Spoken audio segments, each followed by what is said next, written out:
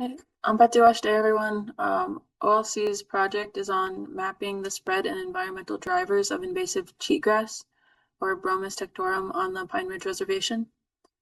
Our faculty members are Cami Griffith, Dana Gehring, and Alicia Yellow Thunder. I am our advanced intern, and then our student interns are Leon Red Kettle, Marcia Janice, and Cecilia Tulance.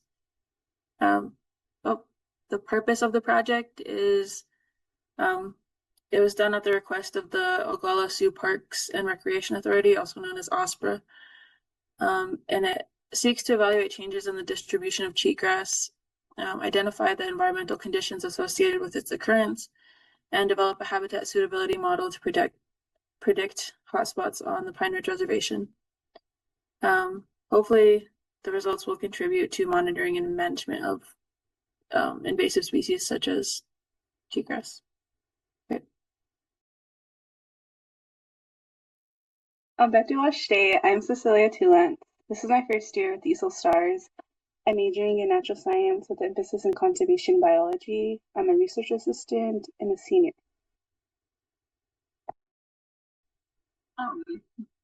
My name is Marcia Janice. This is my first year with ESIIL Stars. Back in 2020, I graduated with the AA in Dakota Studies, and this is my second semester in the information technology.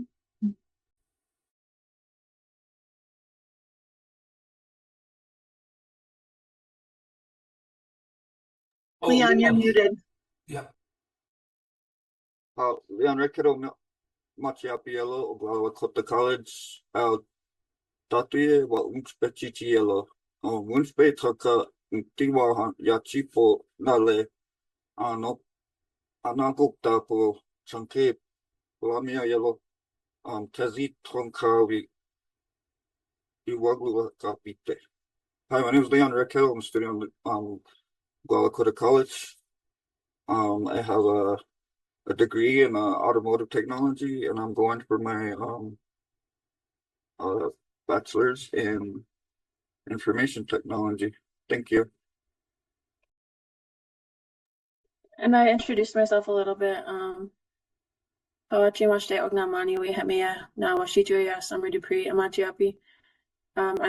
intern with OLC. This is my fourth year with the ESIIL Stars program. I graduated this year from OLC with my bachelor's in natural science conservation biology.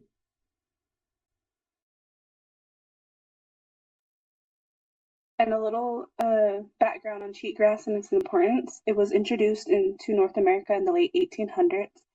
Cheatgrass is an invasive winter annual grass that spreads like wildfire throughout the United States. This invasive species makes it difficult and costly to manage and control once it's established. Because like its name, it cheats out all the native plant species by germinating early and stealing all the nutrients. It also increases wildfire frequency and intensity, threatens native prairie ecosystems and traditional plants on the Pine Ridge Reservation because it competes with these native grasses and reduces plant diversity. It also reduces the forage quality and degrades wildlife habitat. So therefore, the early detection and targeted management are critical to limiting the further spread and inform Oglala Sioux Parks and Recreation Agency and tribal landowners.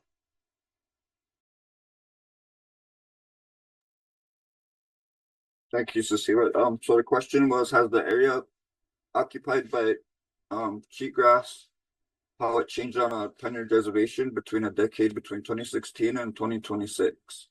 What environmental variables are associated with cheatgrass across the U.S. and can habitat suitability modeling be used to predict potential invasive hotspots for cheatgrass on the reservation? Next slide, please. For this project, we used data from several trusted sources.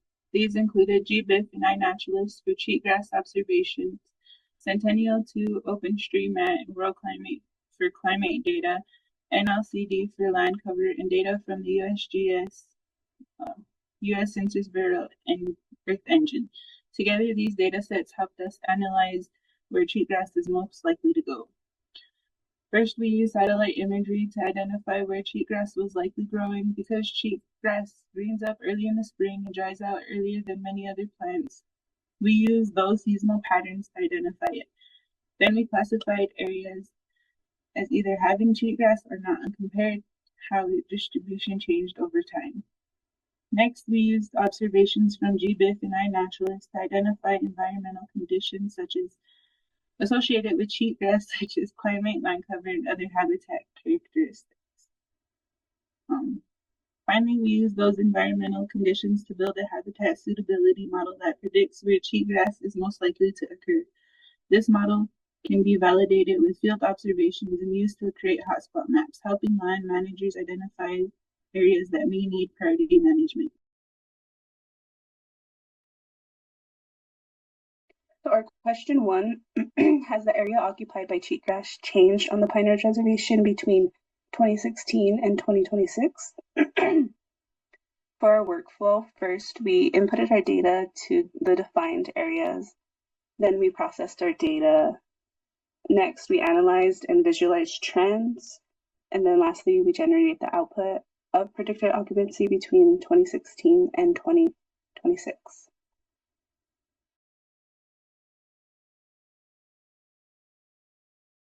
Right, our results did not support that cheatgrass occupancy increased between 2016 and 2026. Because one limitation of our Sentinel-2 approach is that it detected cheatgrass based on its seasonal growth pattern rather than directly identifying the species. So because of that, the growth pattern changes with annual precipitation and drought conditions. So some of the differences we observed among the many years may reflect the changes in cheatgrass phenology and detectability rather than actual expansion or decline. This is just one reason why we interpreted the year-to-year changes cautiously. Next slide, please. For this part of the project, focused on identifying the environmental factors associated with cheatgrass across the U.S. Presence data from GBIF and iNaturalist included 9,927 sample points. We then generated pseudo-absence points, which included a data set of 9,820 points. These were combined and imported into a preliminary model. We refined the model based on the results and variable relationships. The model was then rerun to get our final regression. The final model was used for question 3. Here is our occurrence map from GBIF, which consisted of a sample of 296, and iNaturalist with a sample of 9,634.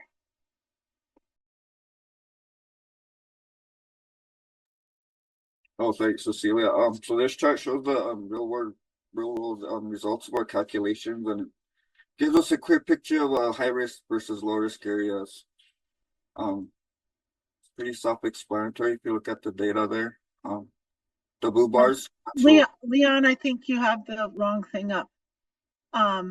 This isn't that. This is the variables.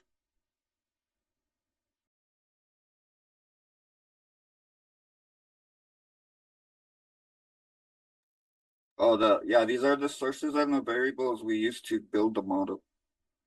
Next slide, please.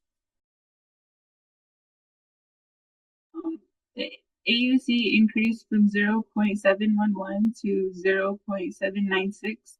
This is the biggest improvement. An increase of 0.085 is substantial. It means the model is much better at distinguishing cheatgrass presence from background locations across all of classification thresholds. Here shows a comparison between our preliminary model and our final model. We found that there's low levels of multicollinearity, so we did not exclude any of the variables from our model.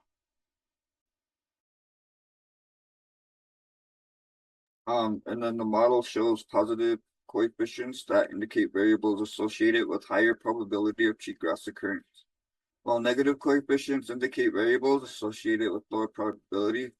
The statistical significance table means that all these layers are statistically significant except eastness, barrenlands, shrub and scrubs, and pasture, hay, and it could be positive predictors of cheatgrass.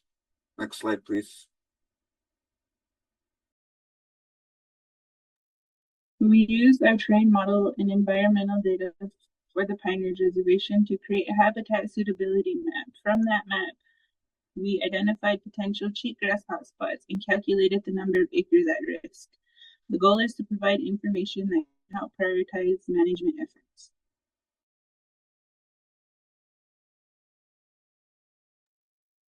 So here's a visual of our habitat suitability map.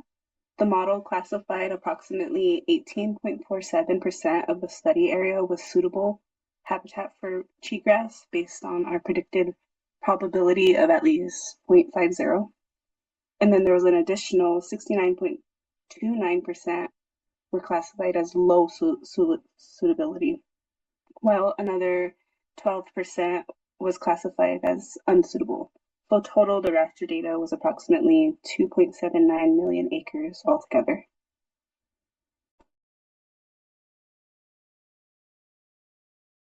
All right, so the final step for this research was to determine whether the habitat suitability model could identify potential invasion hotspots of cheatgrass. So the top 10% of predicted habitat suitability values were classified as potential cheatgrass invasion hotspots. So these hotspots, this hotspot class covered approximately 1,206 acres, and in our final model, which is less than 1% of the Pine Ridge Indian Reservation. Next slide, please. This slide summarizes the hotspot results from our habitat suitability model. We found that potential cheatgrass hotspots cover about 1,206 acres, which is only about 0.04% of the Pine Ridge Reservation.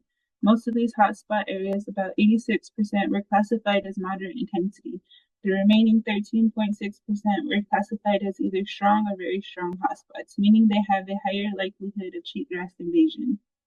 The histogram on the left shows how the habitat suitability scores are distributed. Most of the scores are just above the hotspot threshold, which suggests that highly suitable habitat exists, but it is limited to specific locations. Overall, these results show that the habitat suitability modeling can successfully identify areas that may be at greater risk for future cheatgrass invasions. This information can help land managers prioritize monitoring and management efforts where they are needed most. So this map shows the pseudo-absence locations that we used in our model, and we plan to do ground truthing to determine their occurrence if they are present or absent based on field validated sampling.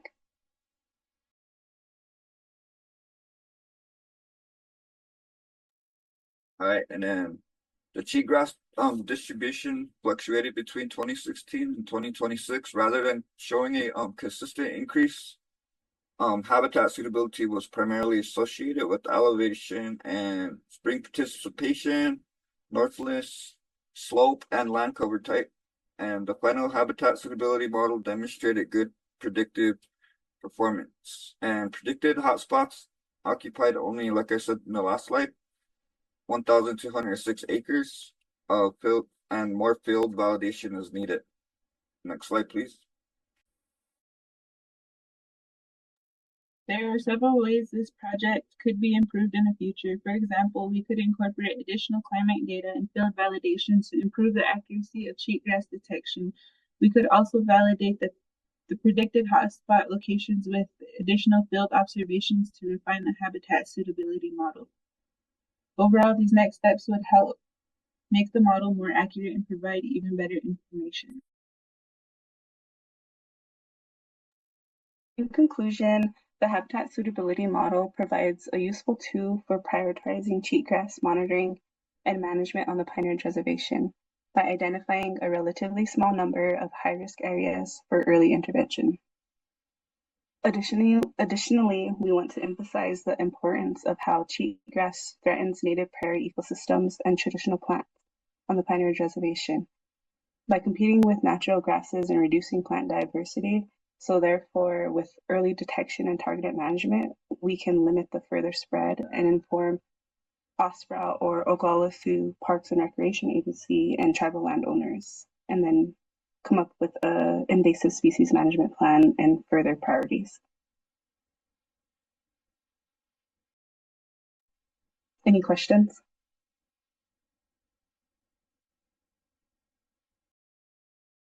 Give it up for Oglala Lakota College. OLC is amazing.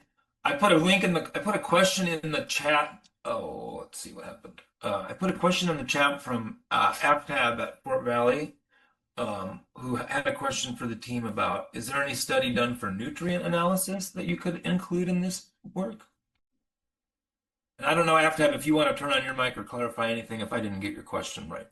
We didn't look at nutrient analysis in this study. No, yeah, that's what my question was. Actually, I was trying to see if that's a suitability model, then are we trying to get rid of it and then looking at the habitat condition? That's what the presentation was about. So instead of what are the interventions that people are actually using to get rid of these?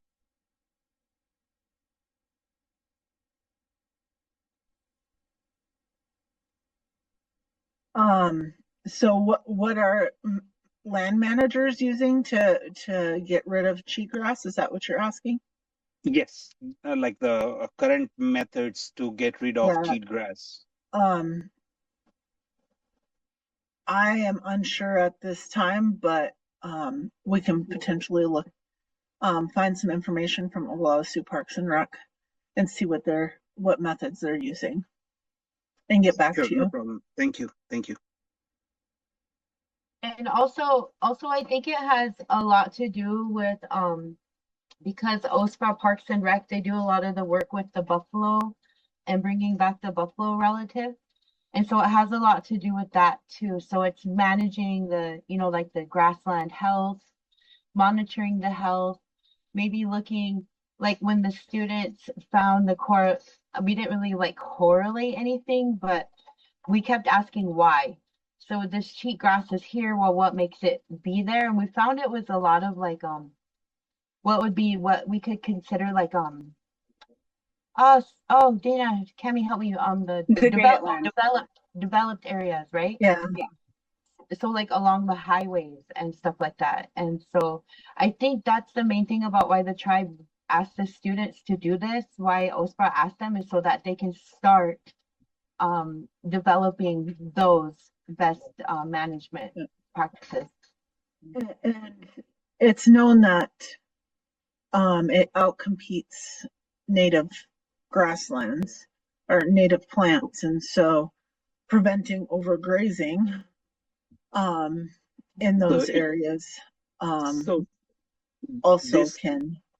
this gives me a feel like it can be used as a substitute grassland forage, at the same time something to stop or bind the soil as a binding crop, as a soil binding crop. That could be another alternative for that.